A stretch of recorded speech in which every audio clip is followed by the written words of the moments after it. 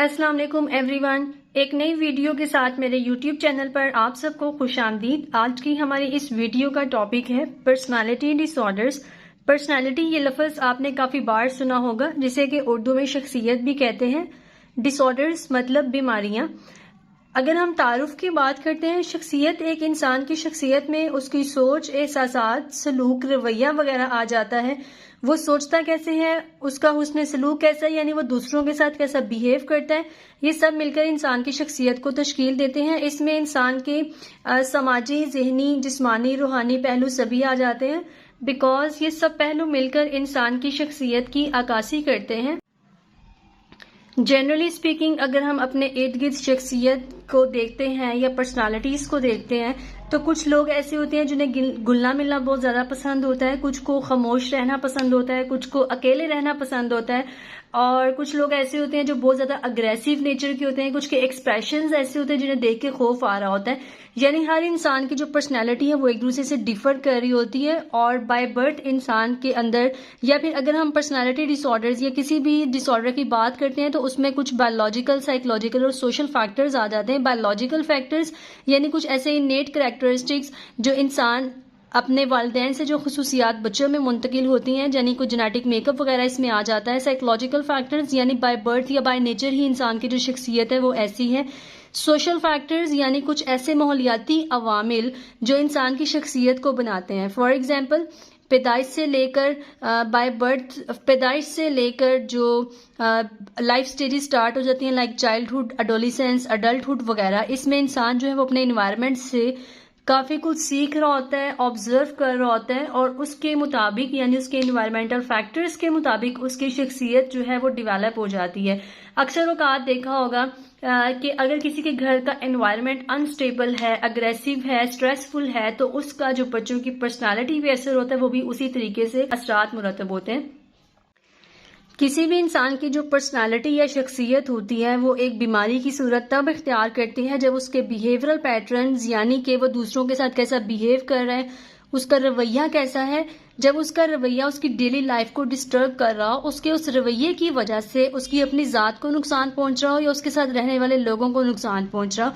For example, किसी इंसान की पर्सनालिटी या शख्सियत है कि वो गुस्सा बहुत ज़्यादा करता है या वो अपने एहसासात या जज्बात का अच्छे तरीके से इजहार नहीं कर पाता, तो उसका वो बिहेवियर जो गुस्सा बहुत ज्यादा करता है वो डिसऑर्डर की शक्ल तब इख्तियार करता है जब उसकी डेली लाइफ पैटर्न डिस्टर्ब हो रहे हैं, यानी उसकी समाजी, कारोबारी, जाती, खानदानी जिंदगी मुतासिर हो रही है, उसके उस रवैये की वजह से अपने ताल्लुकात खराब हो रहे हैं, अपनी जात को नुकसान पहुंच रहा है या किसी अपने साथ जुड़े हुए लोगों को नुकसान पहुंच रहा है, तो उसकी वो शख्सियत डिसऑर्डर यानी बीमारी की शक्ल इख्तियार कर लेती है।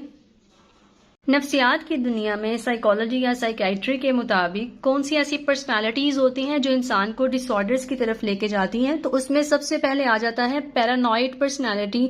पैरानॉइड पर्सनालिटी डिसऑर्डर एक ऐसी बीमारी है जिसमें इंसान बहुत ज्यादा शकी मिजाज होता है, उसको भरोसा करने में मुश्किल आ रही होती है।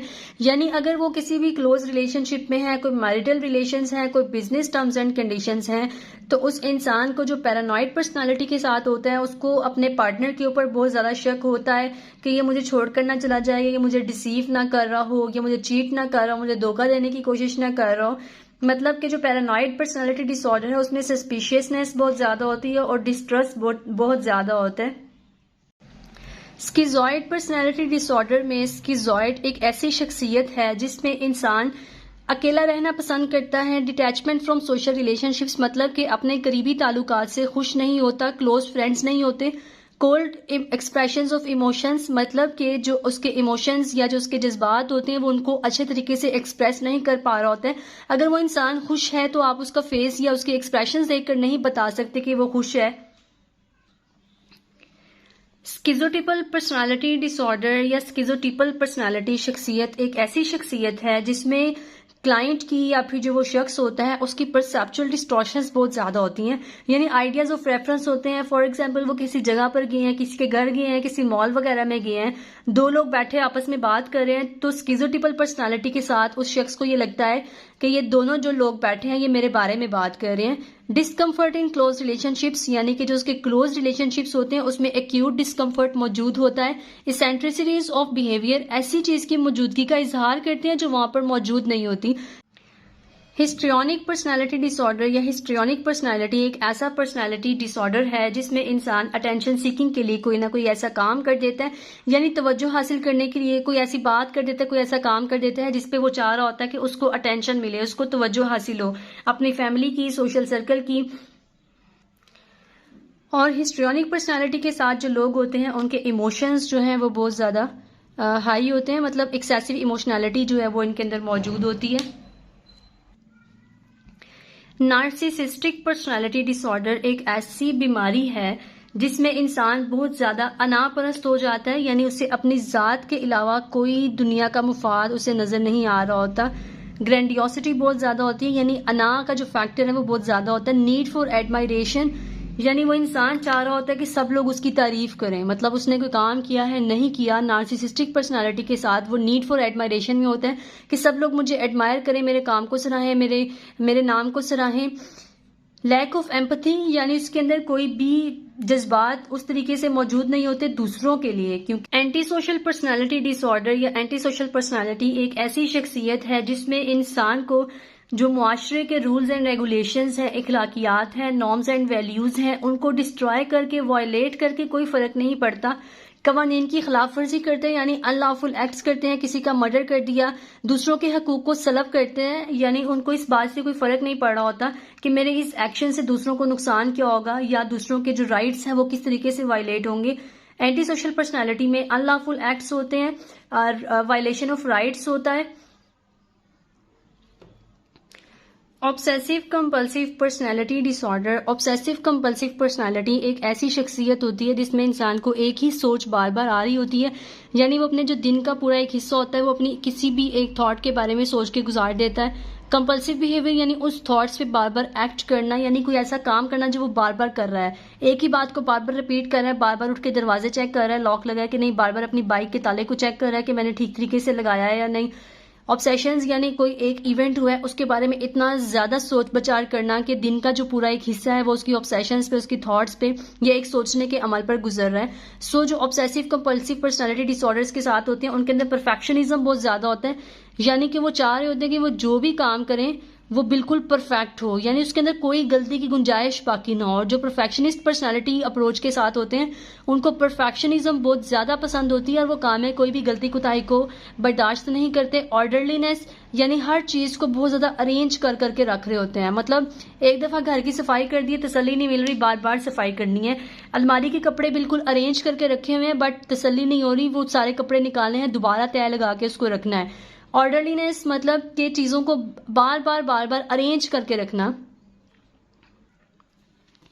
डिपेंडेंट पर्सनालिटी डिसऑर्डर या डिपेंडेंट पर्सनालिटी एक ऐसी पर्सनालिटी होती है जिसमें इंसान दूसरों के ऊपर डिपेंड कर रहा होता है, मतलब इसमें उसकी सबमिसिव नेचर होती है, जो हाँ में हाँ ना में ना, मतलब अपनी कोई बात नहीं, अपनी कोई राय का इजहार नहीं करना है। Borderline personality disorder. Borderline personality यानी ऐसी शख्सियत जिसमें इंसान खुद को नुकसान पहुंचाने की कोशिश कर रहा होता है, खुद को अजियत दे रहा होता है। यानी बॉर्डरलाइन के साथ जो अक्सर केसेस रिपोर्ट होते हैं उसमें पेशेंट्स ने अपने आप को कट्स लगाए होते हैं, खुद को नुकसान पहुंचाते हैं, खुद को तकलीफ में रखते हैं, अजियत देते हैं, बहुत ज्यादा रोते हैं। इम्पल्सिविटी यानी गुस्सा बहुत ज्यादा होता है, ताल्लुकात बरकरार रखने में बहुत मुश्किल आ रही होती है, यानी कोई भी क्लोज रिलेशंस होते हैं वो अपने एक्सट्रीम इमोशंस की वजह से उन रिलेशंस को भी खो देते हैं। इंसान पर्सनालिटी डिसऑर्डर का शिकार due to another medical condition भी हो सकता है, यानी कोई वो ऐसी अद्वियात इस्तेमाल कर रहा है दिमाग की मसाइल के लिए या फिर जिस्मानी मसाइल के लिए। तो कुछ मेडिसिन भी ऐसी होती हैं जो साइड इफेक्ट्स के तौर पे इंसान की पर्सनालिटी को चेंज कर सकती हैं। पर्सनालिटी डिसऑर्डर्स को अगर हम DSM-5 यानी diagnostic and statistical manual of mental disorders की कैटेगराइजेशन के मुताबिक बात करें तो उसमें क्लस्टर्स 3 क्लस्टर्स में इन PDs को डिवाइड किया गया, cluster A, cluster B, cluster C। अगर आप आसान अल्फाज में समझने की कोशिश करते हैं तो इसको 3 ग्रुप्स में तकसीम किया गया है। इन 3 क्लस्टर्स में जो जो पर्सनालिटीज आती हैं उसको याद करने के लिए आप 3 Ws को याद रखें। Weird cluster A, wild personalities cluster B, worried personalities comes under cluster C। Weird personalities यानी पैरानॉइड पर्सनालिटीज, स्किजॉइड और schizotypal personality comes under cluster A। Paranoid personality, जिसमें इंसान जो है बहुत ज़्यादा शक्की मजाज होता है। स्किज़ॉइड, डिटैचमेंट फ्रॉम सोशल रिलेशनशिप्स। स्किज़ोटिपल यानी कुछ ऐसी चीज़ों का इजहार करना जो वहाँ पर मौजूद नहीं है। वाइल्ड पर्सनालिटीज में बॉर्डरलाइन पर्सनालिटी आ जाती है, जिसमें इंसान जो है बहुत ज़्यादा इम्पल्सिव एक्ट्स कर रहा होता है, नुकसान पहुंचाने की कोशिश करता है। नार्सिसिस्टिक पर्सनालिटीज यानी अनापरस्ती या मैं का एलिमेंट, ग्रैंडियोसिटी बहुत ज़्यादा होती है। नीड फॉर एडमायरेशन, वो इंसान चाह रहा होता है कि उसकी तारीफ की जाए। एंटी सोशल पर्सनालिटीज, जिसको सोसाइटी की नॉर्म्स एंड वैल्यूज से कोई फर्क नहीं पड़ रहा होता। हिस्ट्रियोनिक पर्सनालिटीज, जो अटेंशन सीकिंग के लिए कोई भी एक्ट परफॉर्म कर रहे हैं यानी तवज्जो हासिल करने के लिए। वरीड पर्सनालिटीज या cluster C which denotes worried personalities, इसमें आ जाती हैं हमारे पास डिपेंडेंट पर्सनालिटीज, जो दूसरों पे डिपेंड कर रहे होते हैं, सबमिसिव इन नेचर होते हैं। OCPDs, obsessive compulsive personality disorders, avoidant personalities. यानी ये 3 क्लस्टर्स के अंदर इन तमाम जो 10 कैटेगरीज हैं, 10 टाइप्स ऑफ पर्सनालिटी डिसऑर्डर्स हैं, उसको डिवाइड किया गया है। सो अगर आप क्लस्टर ABC को वियर्ड, वाइल्ड, वरीड से याद रखते हैं तो आपको इन क्लस्टर्स को याद रखने में बहुत आसानी होगी। आज के इस दौर में हर बीमारी का इलाज मुमकिन है। पर्सनैलिटी डिसऑर्डर्स यानी शख्सी बीमारियों के लिए स्पेसिफिकली हर डिसऑर्डर के लिए कोई अलग से तो मेडिसिन नहीं है, बट पर्सनैलिटी डिसऑर्डर्स को मेडिकली और थ्रू थेरेपी ट्रीट किया जा सकता है। मेडिकेशंस में जो एक साइकेट्रिस्ट है वो डिफरेंट मेडिकल पैटर्न्स को यूज करते हुए इन डिसऑर्डर्स के साथ आए हुए मरीजों को मेडिसिन सजेस्ट करता है, जबकि थेरेपीज में as usual CBT, DBT, dialectic behaviour therapy, REBTs वगैरह को यूज करके या फिर कोई रिलैक्सेशन एक्सरसाइजेज यूज करके इन डिसऑर्डर के साथ आए हुए मरीजों को देखा जा सकता है। उम्मीद है आज की इस शॉर्ट वीडियो में आपने पर्सनैलिटी डिसऑर्डर्स यानी शख्सियत की बीमारियों के बारे में जाना होगा। सो अगर आपके इर्द गिर्द कोई सोशल सर्कल में, कोई फैमिली सर्कल में, या आप खुद को लगता है कि मुझे ये पर्सनैलिटी डिसऑर्डर्स है में से कोई है, तो आप एक साइकेट्रिस्ट या साइकोलॉजिस्ट को विजिट कर सकते हैं ताकि बर वक्त आपके मर्ज की तशखीस और इलाज मुमकिन हो सके। बिकॉज ये पर्सनैलिटी डिसऑर्डर्स ऐसे होते हैं जो हमारी रोजमर्रा जिंदगी को बहुत ज्यादा हद तक मुतासिर कर रहे होते हैं, और वो इंसान जो इन डिसऑर्डर्स के साथ होता है वो अपने लिए और दूसरों के लिए बहुत ज्यादा नुकसानदेह साबित हो सकता है। अगले वीडियो तक के लिए दीजिए इजाजत, तब तक के लिए अल्लाह हाफिज।